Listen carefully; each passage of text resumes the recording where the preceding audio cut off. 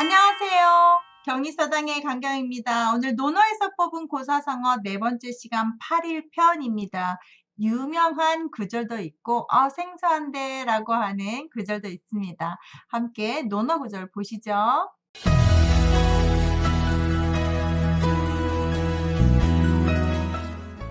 오늘은 세 가지 가져왔는데 회사 후소라고 하는 좀 특이하죠? 그림 회자입니다. 회사 후소 글귀, 그 다음 획제어천 무소도연이라 명심보감에서 좀 보셨던 기억이 있으실 것 같은데요. 획제어천 무소도연 한번 보시고 낙이 부름에이 불상이다. 정말 유명합니다. 즐거움은 슬픔은 이래야 된다 할 때 아주 많이 인용되는 글귀입니다. 이렇게 세 가지 한번 같이 보시겠습니다. 하나씩 구체적으로 좀 보죠. 회사 후소 들어보셨을 거예요. 회사 후소. 안 들어봤다면 한번 보십시오. 논어에서 따온 말입니다.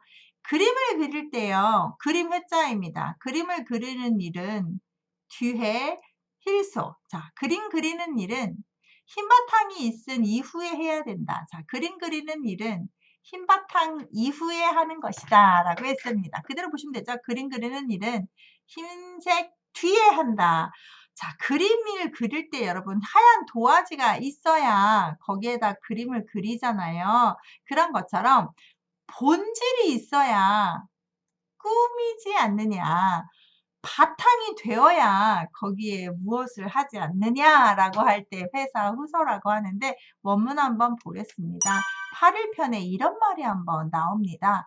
자, 자하문 어렵습니다. 천천히 볼게요. 자하문 교소 교묘할 교 웃음 소자입니다. 천자는 예쁠 천이고 어조사 해입니다. 자함은 교소 천해여라고 했어요. 미목 이건 눈 예쁠 반자입니다. 이게 좀 특이하죠. 눈 예쁠 반 예쁠 천 예쁘단데 발음들이 여기 보시면 예쁠 천 예쁠 반 한번 참고하시고요. 반해요. 소위 소이위 현입니다. 현자는 문이현자입니다. 문이현 해라라고 하니 하위야 있고라고 자하가 물었습니다. 자왈 공자께서 회사 후손이라 그랬더니 자하가 왈 예후호와 인저라고 했더니 자왈 기여자는 상냐로다. 칭찬을 엄청 하셨습니다. 시 가여언시 이유도다라고 했습니다. 이유로다. 8일편의 원문에 이렇게 공자가 회사 후손이라라는 말의 원문입니다. 천천히 한번 재미있게 얘기해 드릴게요. 자하라는 제자가 물었습니다. 교소천해요.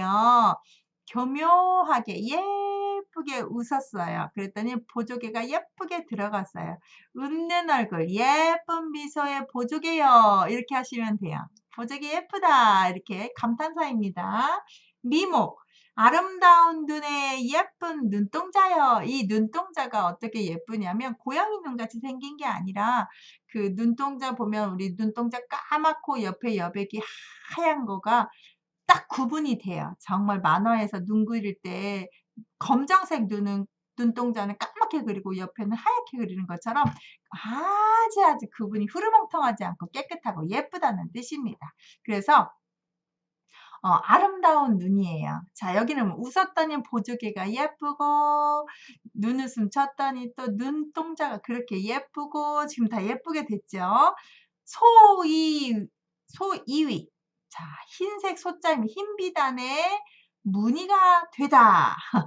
흰색에 아주 예쁜 무늬가 있는 문체를 만들어 놓으라라고 어떤 시경에 나오는 문구를 물었습니다. 선생님 하면서 시경이에요. 예쁜 웃음 보조개요. 예쁜 아름다운 눈의 눈동자요. 하얀색 바탕에 무늬를 만드는도라 라는 구절이 있는데요.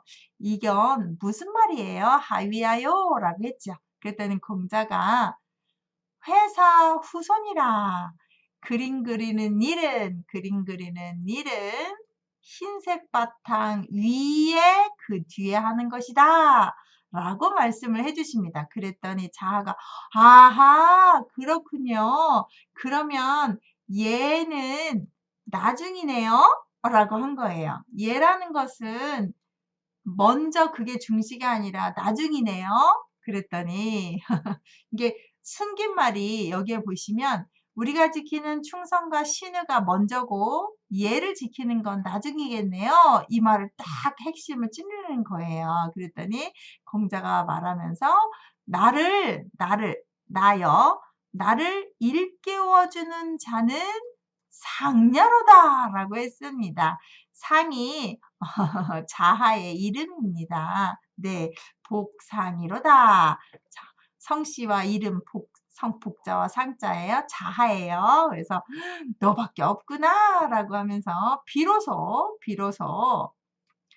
더불어 너와 더불어 시를 말할 수 있는 것은 이이다. 너뿐이구나 라고 이렇게 어조사를 합니다.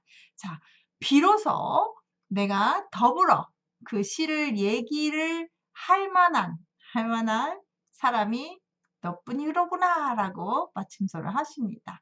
너와 시에 대해서 말할 만하구나 했습니다.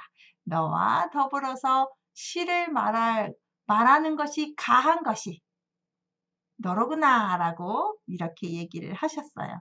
공자가 참 기뻤을 것 같아요. 당신이 이렇게 짧게 말했는데 말귀를 알아들었으니 얼마나 행복하겠습니까? 그쵸? 복상 자하에게 정말 대단한 칭찬을 해주셨는데요. 자, 여기에 보시면 공자가 정확하게 그림을 그린 후에 그림 그리는 일은 흰 비다. 흰색 뒤에 하는 것이다. 나중에 하는 것이다. 라고 했습니다. 후에 하는 것이다. 자, 자하가 시경에서 예쁘게 웃었더니 보조개도 예쁘고 아름다운 눈에는 눈동자도 예쁘고 흰색 바탕에 무늬 꾸미기도 참 좋습니다. 라고 했더니 이게 무슨 말입니까? 공자께서 말씀하시기를 그림 그리는 일이 흰 비단 마련하는 것보다 나중에 하는 것이다. 자, 그림 그리는 일은 흰색보다 나중에 한다. 여기에 어조사가 조금 빠졌다고 보는 경향이 있습니다. 여기에 제가 좀 써놨는데요. 후어소라고 해서 뭐뭐보다. 자, 여기에 보시면 그림 그리는 일은 흰색보다 뒤에 한다.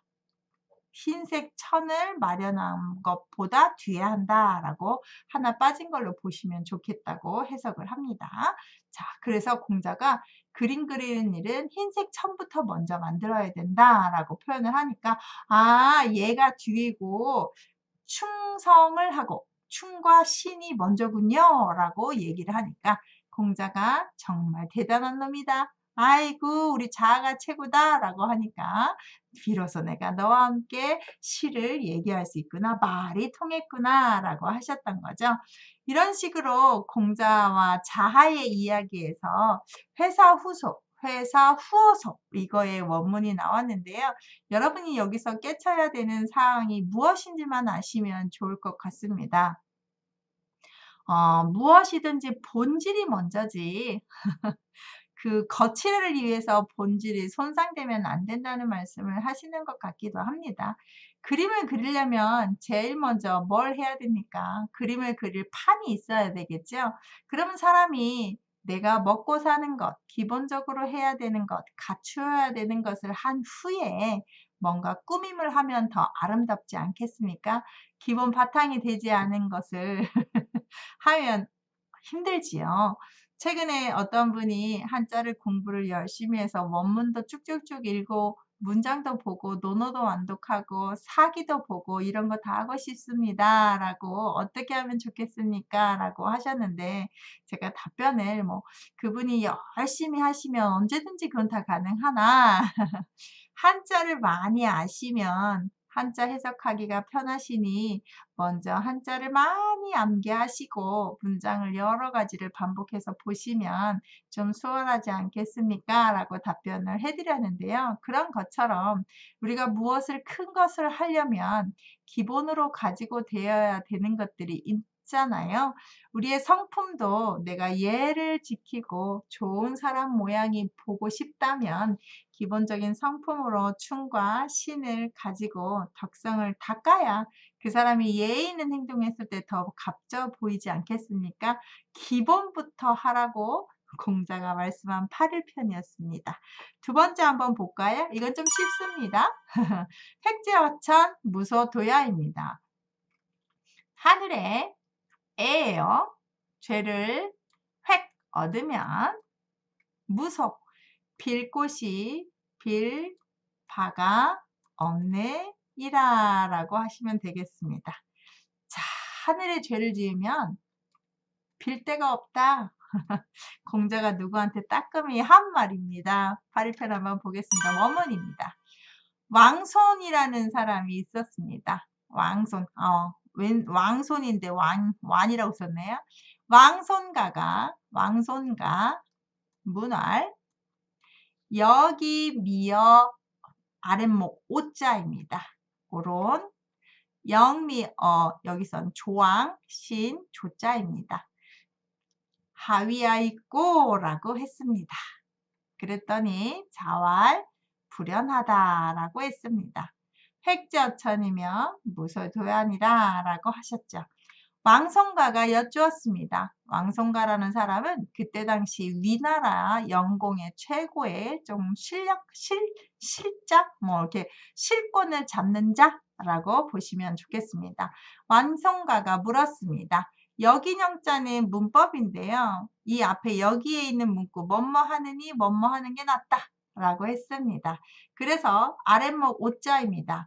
아랫목 신에게 아첨할미 아랫목 신에게 아첨하기보다는 어떻게 해요?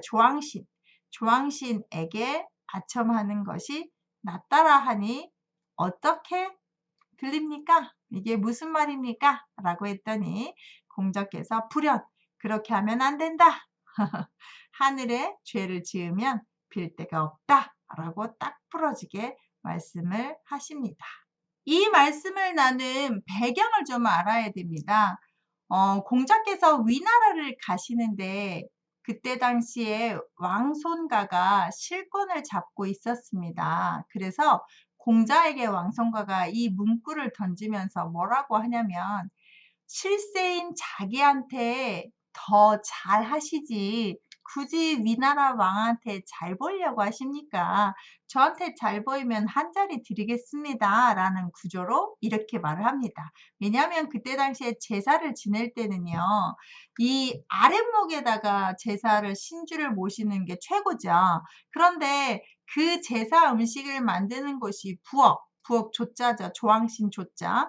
부뚜막에서 음식을 짓는 그 조왕신이 부엌이 진짜잖아요. 거기서 다 만들어서 신주만 아랫목으로 가져가는 거니까. 그래서 실세는 조왕신한테 있고 정말 또 안쪽에서 그 신주를 모시는 것은 아랫목에다 딱 놓는 과정이니 위나라에서도 실상은 왕손가가 다 하고 위나라 왕의 영공은 그냥 딱 아래목에 있는 것처럼 비유하는 문구를 갖다가 제사를 비유해서 왕성가가 공자한테 물었습니다. 그러니까 실세는 저니까 저 조왕신 저니까 아랫목에 딱 앉아있는 위나라 영공한테 아부하지 마시고 저한테 하시면 어떻습니까? 라고 묻는 대목입니다.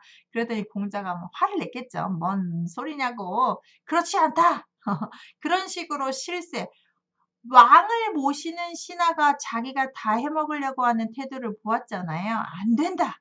그건 죄 짓는 거다. 네가 하늘에 죄 짓고 또 살만하겠냐? 라고 해서 하늘에 죄 지으면 빌 곳이 없느니라 라고 따끔하게 한마디 한 구절입니다. 그래서 이 아랫목 오자와 조왕신 조자를 비유를 해서 자기의 권위를 나타내고 싶어 있는 왕손가에게 공자가 한마디에 딱 부러지게 했던 구절이 바로 획제어천이면 무소도야라는 구절입니다. 아, 이게 공자와 왕손과의 이야기였구나 이렇게 알려드리고 싶어서 가져왔습니다. 세 번째입니다. 공자가 정말 좋아하는 말인데요. 낙이 부름 에이불상. 자, 즐거워하다. 그러나 그 즐거움이 음탕하지 않다. 슬프다. 그러나 우리의 마음을 손상시킬 정도로 힘들게 하지는 않는 마음이구나 라고 했습니다. 즐거운데 너무너무 즐거우면 오버하면 음탕하게 되는데요. 그렇지 않았대요. 슬퍼하면 몸과 마음이 쇠락하게 되는데 그렇지 않았대요. 무엇이 그랬을까요? 8일편에 자왈, 공자가 정말 좋아하는 관저편 시경의 시를 보고 그랬습니다. 낙이 무름하고 에이불상이라고 평가를 하셨습니다. 공자께서 관저편의 시는 정말 너무너무 아름답고 즐겁다 생각만 해도 그런데 야하지 않다. 슬프다. 그런데 활악한 마음, 나의 이런 훈훈한 마음을 손상시키지는 않을 정도다. 라고 평가를 하셨습니다. 그럼 도대체 관저편의 공자가 말하는 시는 뭔 시길래 이런 평가를 최고로 하셨을까? 자, 시경의 관저편 시를 원문을 다 보여드리면 좀 길어져서 짧게 말로만 할게요. 주나라의 문왕 정말 좋아하잖아요. 공자가 주나라의 왕. 문왕과 문왕의 후비, 왕비가 서로 사랑을 하는데요. 서로 안달붙달 만나는 숙녀 이야기입니다. 정말 이 요조 숙녀를 안아보고 싶고 너무너무 보고 싶어서 자나깨나 너무너무 보고 싶어 잠을 못 잡니다. 그래서 종과 북 악기로 즐거워하고 금춤을 연주하고 이렇게 지내는 모습을 시로 표현한 게 관저편 시입니다. 너무너무 보고 싶으나 행복해서 아주 좋아 죽겠고 그 즐거움이 아주 행복해서 다음에 시샘을 살 정도로 그렇게 사랑하는 광경을 관저편 시경에 묘사해 놓습니다. 그래서 그 시를 보고 공자가 즐거운데 음탕하지 않다. 아우, 서로 못 만나서 애달복달하는 잠 못 자는 그 모습이 애절한데 서로의 심신을 상하게 하지 않는 모습 같다라고 칭찬을 합니다. 공자가 이렇게 관저편 시를 칭찬하는 것처럼 우리가 즐기는 문학작품, 영화, 음악 이런 것들이 이런 정도 공자의 칭찬을 들을 정도라면 정말 세계적으로 유명해지고 오래 기억하고 우리가 멋진 작품이라고 하지 않을까 싶은데요. 영화를 봐도 너무 음란하면 조금 급이 떨어지는 것 같고 너무 슬퍼도 본질을 우리가 좀 찾지 못하면서 그 슬픔에 다 모든 게 묻혀버리는 감정이기도 하잖아요. 가수들이 노래를 부를 때요.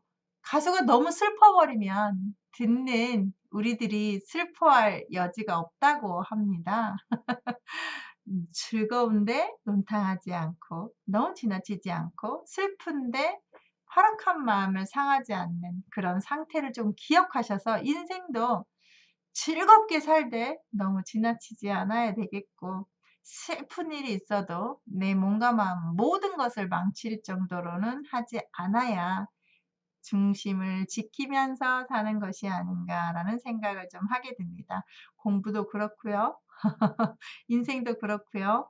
뭐든지 즐거워하시되 너무 지나치지 않게 슬퍼하시되 마음을 상하지 않게 이렇게 사는 지혜를 논어에서 한번 배워봅니다. 오늘 8일편 문장 좀 어려웠죠? 오늘 여기까지 하겠습니다. 감사합니다.